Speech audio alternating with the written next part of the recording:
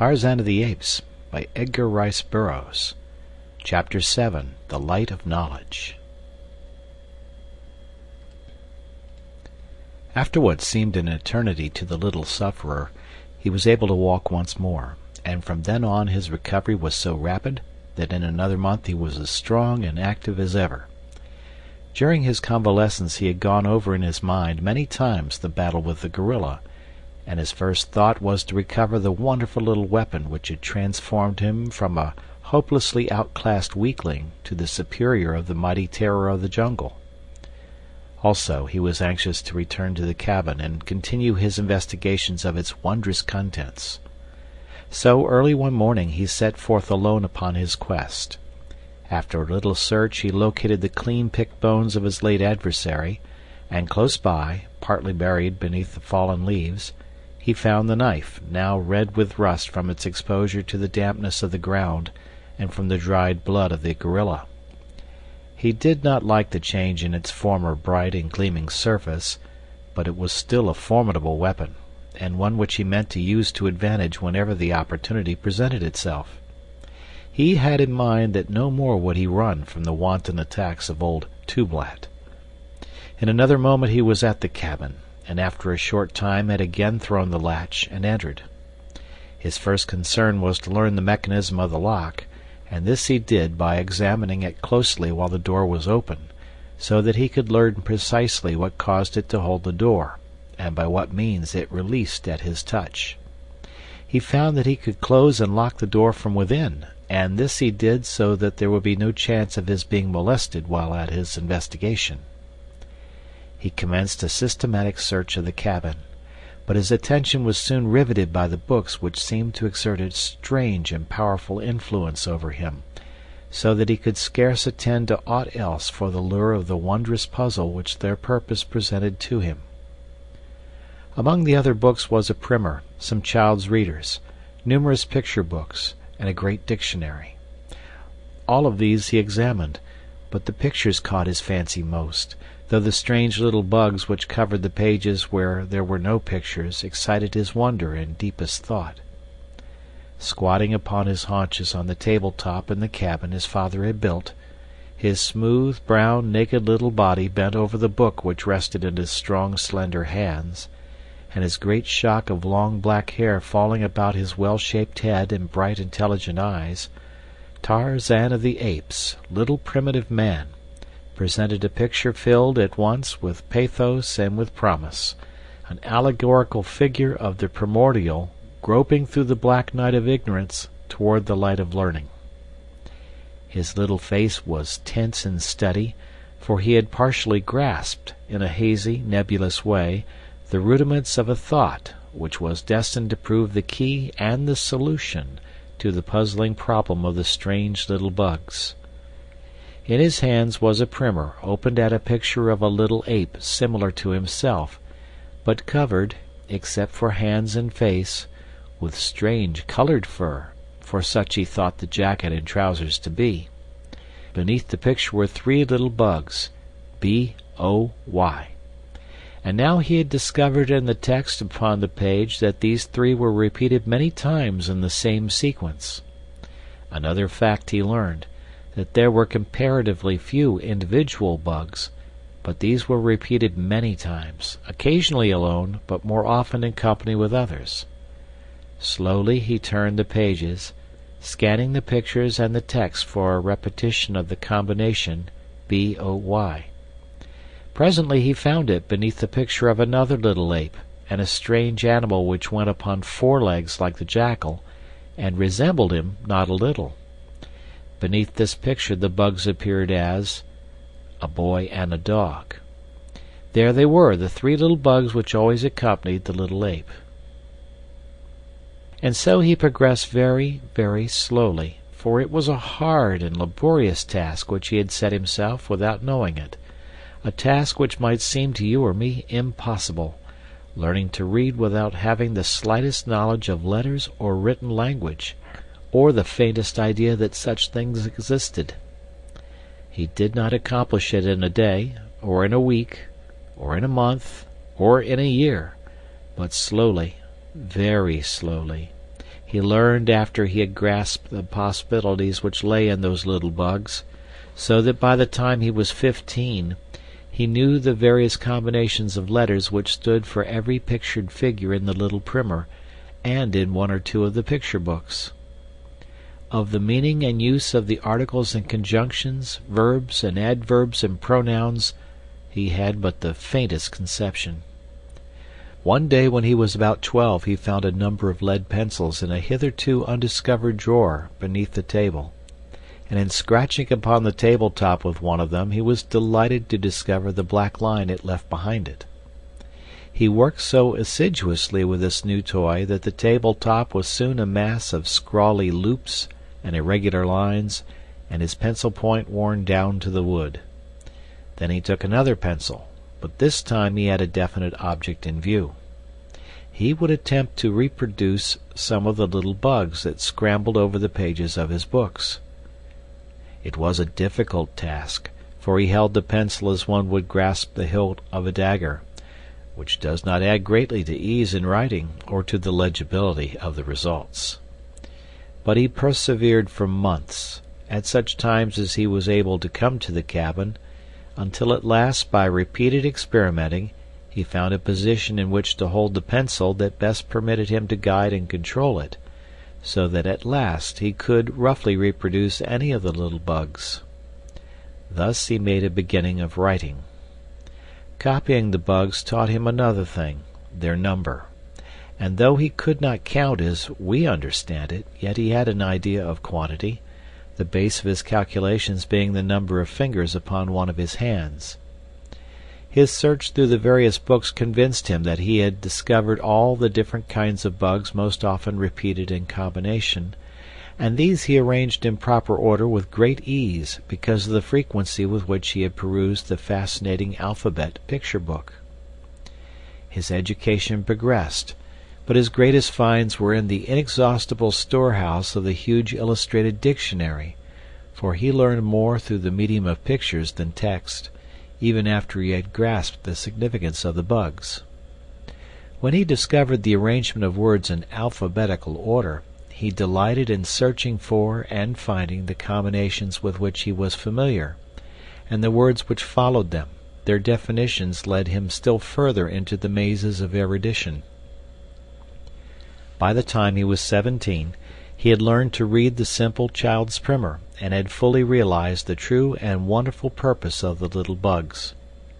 No longer did he feel shame for his hairless body or his human features, for now his reason told him that he was of a different race from his wild and hairy companions. He was a M.A.N. They were A.P.E.S., and the little apes which scurried through the forest top were M.O.N.K.E.Y.S. He knew, too, that old Sabor was a L.I.O.N.E.S.S., and Hista a S.N.A.K.E., and Tantor an E.L.E.P.H.A.N.T. And so he learned to read. From then on his progress was rapid. With the help of the great dictionary and the active intelligence of a healthy mind, endowed by inheritance with more than ordinary reasoning powers, he shrewdly guessed at much which he could not really understand, and more often than not his guesses were close to the mark of truth. There were many breaks in his education, caused by the migratory habits of his tribe, but even when removed from his books his active brain continued to search out the mysteries of his fascinating avocation. Pieces of bark and flat leaves and even smooth stretches of bare earth provided him with copybooks whereon to scratch with the point of his hunting knife the lessons he was learning. Nor did he neglect the sterner duties of life while following the bent of his inclination toward the solving of the mystery of his library. He practiced with his rope and played with his sharp knife, which he had learned to keep keen by whetting upon flat stones. The tribe had grown larger since Tarzan had come among them, for under the leadership of Kerchak they had been able to frighten the other tribes from their part of the jungle, so that they had plenty to eat and little or no loss from predatory incursions of neighbors. Hence the younger males, as they became adult, found it more comfortable to take mates from their own tribe, or if they captured one of another tribe, to bring her back to Kerchak's band and live in amity with him rather than attempt to set up new establishments of their own, or fight with the redoubtable Kerchak for supremacy at home. Occasionally one more ferocious than his fellows would attempt this latter alternative, but none had come yet who could wrest the palm of victory from the fierce and brutal ape. Tarzan held a peculiar position in the tribe. They seemed to consider him one of them, and yet in some way different. The older males either ignored him entirely or else hated him so vindictively that but for his wondrous agility and speed and the fierce protection of the huge Kala, he would have been dispatched at an early age.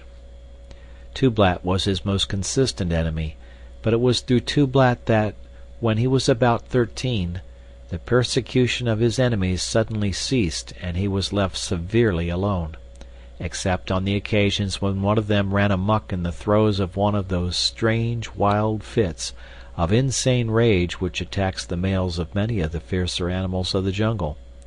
Then none was safe.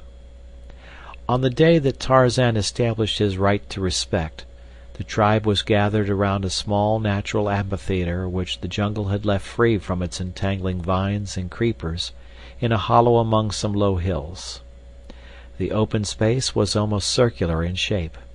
Upon every hand rose the mighty giants of the untouched forest, with the matted undergrowth banked so closely between the huge trunks that the only opening into the little level arena was through the upper branches of the trees. Here, safe from interruption, the tribe often gathered. In the center of the amphitheater was one of those strange earthen drums which the anthropoids build for the queer rites the sounds of which men have heard in the fastnesses of the jungle, but which none has ever witnessed. Many travelers have seen the drums of the great apes, and some have heard the sounds of their beating and the noise of the wild, weird revelry of these first lords of the jungle.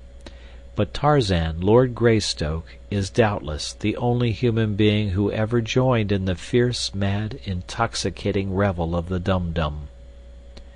From this primitive function has arisen, unquestionably, all the forms and ceremonials of modern church and state, for through all the countless ages, back beyond the uttermost ramparts of a dawning humanity, our fierce, hairy forebears danced out the rites of the Dum-Dum to the sound of their earthen drums, beneath the bright light of a tropical moon, in the depth of a mighty jungle which stands unchanged today, as it stood on that long, forgotten night in the dim, unthinkable vistas of the long-dead past, when our first shaggy ancestor swung from a swaying bough and dropped lightly upon the soft turf of the first meeting-place. On the day that Tarzan won his emancipation from the persecution that had followed him remorselessly for 12 of his 13 years of life, the tribe, now a full 100 strong, trooped silently through the lower terrace of the jungle trees and dropped noiselessly upon the floor of the amphitheater. The rites of the Dum-Dum marked important events in the life of the tribe: a victory, the capture of a prisoner, the killing of some large fierce denizen of the jungle, the death or accession of a king, and were conducted with set ceremonialism. Today it was the killing of a giant ape, a member of another tribe, and as the people of Kerchak entered the arena 2 mighty bulls were seen bearing the body of the vanquished between them. They laid their burden before the earthen drum and then squatted there beside it as guards, while the other members of the community curled themselves in grassy nooks to sleep until the rising moon should give the signal for the commencement of their savage orgy. For hours absolute quiet reigned in the little clearing, except as it was broken by the discordant notes of brilliantly feathered parrots, or the screeching and twittering of the 1,000 jungle birds flitting ceaselessly amongst the vivid orchids and flamboyant blossoms which festooned the myriad moss-covered branches of the forest kings. At length, as darkness settled upon the jungle, the apes commenced to bestir themselves, and soon they formed a great circle about the earthen drum. The females and young squatted in a thin line at the outer periphery of the circle, while just in front of them ranged the adult males. Before the drum sat 3 old females, each armed with a knotted branch 15 or 18 inches in length. Slowly and softly they began tapping upon the resounding surface of the drum as the first faint rays of the ascending moon silvered the encircling treetops. As the light in the amphitheater increased, the females augmented the frequency and force of their blows until presently a wild rhythmic din pervaded the great jungle for miles in every direction. Huge fierce brutes stopped in their hunting, with up-pricked ears and raised heads, to listen to the dull booming that betokened the dum-dum of the apes. Occasionally one would raise his shrill scream or thunderous roar in answering challenge to the savage din of the anthropoids, but none came near to investigate or attack, for the great apes, assembled in all the power of their numbers, filled the breasts of their jungle neighbors with deep respect. As the din of the drum rose to an almost deafening volume, Kerchak sprang into the open space between the squatting males and the drummers. Standing erect, he threw his head far back, and looking full into the eye of the rising moon, he beat upon his breast with his great hairy paws, and emitted his fearful roaring shriek. 1, twice, thrice that terrifying cry rang out across the teeming solitude of that unspeakably quick, yet unthinkably dead world. Then, crouching, Kerchak slunk noiselessly around the open circle, veering far away from the dead body lying before the altar drum, but, as he passed, keeping his little fierce wicked red eyes upon the corpse. Another male then sprang into the arena, and repeating the horrid cries of his king, followed stealthily in his wake. Another and another followed in quick succession, until the jungle reverberated with the now almost ceaseless notes of their bloodthirsty screams. It was the challenge and the hunt. When all the adult males had joined in the thin line of circling dancers, the attack commenced. Kerchak, seizing a huge club from the pile which lay at hand for the purpose, rushed furiously upon the dead ape, dealing the corpse a terrific blow, at the same time emitting the growls and snarls of combat. The din of the drum was now increased, as well as the frequency of the blows, and the warriors, as each approached the victim of the hunt and delivered his bludgeon blow, joined in the mad whirl of the death dance. Tarzan was one of the wild leaping horde, his brown sweat-streaked, muscular body, glistening in the moonlight, shone supple and graceful among the uncouth, awkward, hairy brutes about him. None was more stealthy in the mimic hunt, none more ferocious than he in the wild ferocity of the attack, none who leaped so high into the air in the dance of death. As the noise and rapidity of the drum beats increased, the dancers apparently became intoxicated with the wild rhythm and the savage yells. Their leaps and bounds increased, their bared fangs dripped saliva, and their lips and breasts were flecked with foam. For half an hour the weird dance went on, until, at a sign from Kerchak, the noise of the drums ceased, the female drummers scampering hurriedly through the line of dancers toward the outer rim of squatting spectators. Then, as one, the males rushed headlong upon the thing which their terrific blows had reduced to a mass of hairy pulp. Flesh seldom came to their jaws in satisfying quantities, so a fit finale to their wild revel was a taste of fresh-killed meat, and it was to the purpose of devouring their late enemy that they now turned their attention. Great fangs sunk into the carcass, tearing away huge hunks, the mightiest of the apes obtaining the choicest morsels, while the weaker circled the outer edge of the fighting, snarling pack, awaiting their chance to dodge in and snatch a dropped tidbit, or filch a remaining bone before all was gone. Tarzan, more than the apes, craved and needed flesh. Descended from a race of meat-eaters, never in his life, he thought, had he once satisfied his appetite for animal food, and so now his agile little body wormed its way far into the mass of struggling, rending apes in an endeavor to obtain a share which his strength would have been unequal to the task of winning for him. At his side hung the hunting knife of his unknown father in a sheath self-fashioned in copy of one he had seen among the pictures of his treasure books. At last he reached the fast disappearing feast, and with his sharp knife slashed off a more generous portion than he had hoped for, an entire hairy forearm, where it protruded from beneath the feet of the mighty Kerchak, who was so busily engaged in perpetuating the royal prerogative of gluttony that he failed to note the act of lèse-majesté. So little Tarzan wriggled out from beneath the struggling mass, clutching his grisly prize close to his breast. Among those circling futilely the outskirts of the banqueters was old Tublat. He had been among the first at the feast, but had retreated with a goodly share to eat in quiet, and was now forcing his way back for more. So it was that he spied Tarzan as the boy emerged from the clawing, pushing throng, with that hairy forearm hugged firmly to his body. Tublat's little, close-set, bloodshot pig eyes shot wicked gleams of hate as they fell upon the object of his loathing. In them, too, was greed for the toothsome dainty the boy carried. But Tarzan saw his arch-enemy as quickly, and divining what the great beasts would do, he leaped nimbly away toward the females and the young, hoping to hide himself among them. Tublat, however, was close upon his heels, so that he had no opportunity to seek a place of concealment, but saw that he would be put to it to escape at all. Swiftly he sped toward the surrounding trees, and with an agile bound gained a lower limb with one hand, and then, transferring his burden to his teeth, he climbed rapidly upward, closely followed by Tublat. Up, up he went to the waving pinnacle of a lofty monarch of the forest, where his heavy pursuer dared not follow him.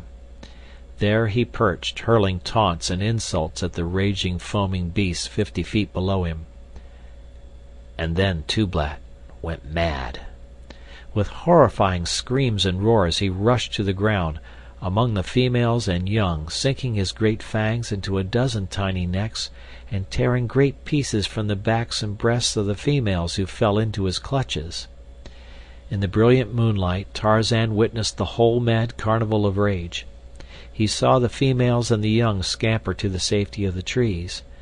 Then the great bulls in the center of the arena felt the mighty fangs of their demented fellow, and with one accord they melted into the black shadows of the overhanging forest. There was but one in the amphitheater beside Tublat, a belated female running swiftly toward the tree where Tarzan perched, and close behind her came the awful Tublat. It was Kala, and as quickly as Tarzan saw that Tublat was gaining on her, he dropped with the rapidity of a falling stone from branch to branch toward his foster mother. Now she was beneath the overhanging limbs, and close above her crouched Tarzan, awaiting the outcome of the race. She leaped into the air, grasping a low-hanging branch, but almost over the head of Tublat, so nearly had he distanced her. She should have been safe now, but there was a rending, tearing sound. The branch broke and precipitated her full upon the head of Tublat, knocking him to the ground. Both were up in an instant, but as quick as they had been, Tarzan had been quicker, so that the infuriated bull found himself facing the man-child who stood between him and Kala. Nothing could have suited the fierce beast better, and with a roar of triumph he leaped upon the little Lord Greystoke. But his fangs never closed in that nut-brown flesh. A muscular hand shot out and grasped the hairy throat, and another plunged a keen hunting knife a dozen times into the broad breast. Like lightning the blows fell, and only ceased when Tarzan felt the limp form crumple beneath him. As the body rolled to the ground, Tarzan of the Apes placed his foot upon the neck of his lifelong enemy, and raising his eyes to the full moon, threw back his fierce young head and voiced the wild and terrible cry of his people. One by one the tribes swung down from their arboreal retreats, and formed a circle about Tarzan and his vanquished foe. When they had all come, Tarzan turned toward them. "I am Tarzan!" he cried. "I am a great killer. Let all respect Tarzan of the Apes and Kala his mother. There be none among you as mighty as Tarzan. Let his enemies beware." Looking full into the wicked red eyes of Kerchak, the young Lord Greystoke beat upon his mighty breast and screamed out once more his shrill cry of defiance. End of chapter.